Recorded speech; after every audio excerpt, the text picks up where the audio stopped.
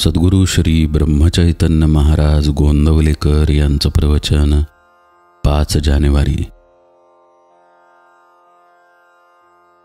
नामस्मरण व एकाग्रता। नामस्मरण करताना चित्त एकाग्र का होत नाही, त्याकरिता काय करावे? नामस्मरण करीत असताना हजार तऱ्हेचे विचार मनात येतात हे खरे, त्यांना आवरण्याचा पहिला उपाय म्हणजे त्या विचारांच्या मागे न जाणे। विचार मनात आले तर त्या विचारांना फाटे फोडून ते वाढवू नयेत, म्हणजेच मनोराज्य करू नये। विचार येतील तसे जातील तिकडे लक्ष देऊ नये। चित्त एकाग्र होण्याकरताच नामस्मरणाची गरज आहे। चित्ताची एकाग्रता ही फार पुढची पायरी आहे। चित्त चंचल आहे, त्याला कुठेतरी स्थिर करून ठेवल्याशिवाय भागत नाही, म्हणून ते नामात गुंतवून ठेवावे। नामस्मरण करीत असताना ते नाम आपल्या कानांनी ऐकावे, म्हणजे एकाग्रता व्हायला मदत होईल।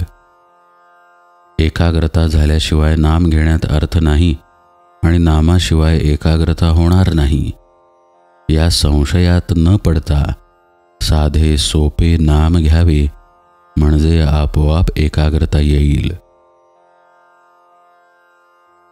दुसरी गोष्ट अशी की ज्याची आपल्याला आवड असते त्यात आपल्याला एकाग्र होता येते। आपल्याला विषयाची आवड असते म्हणून विषयाचे सेवन करताना आपण एकाग्र होतो।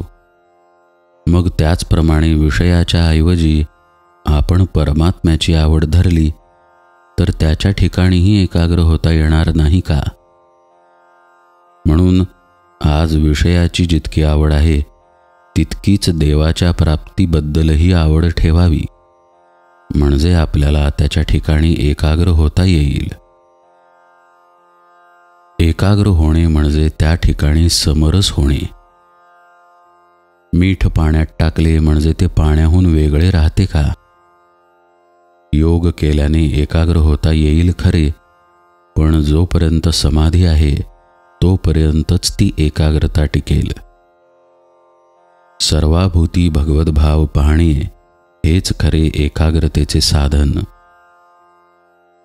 सर्व ठिकाणी तोच भरलेला आहे असे समजल्यावर द्वैत कुठे राहिले?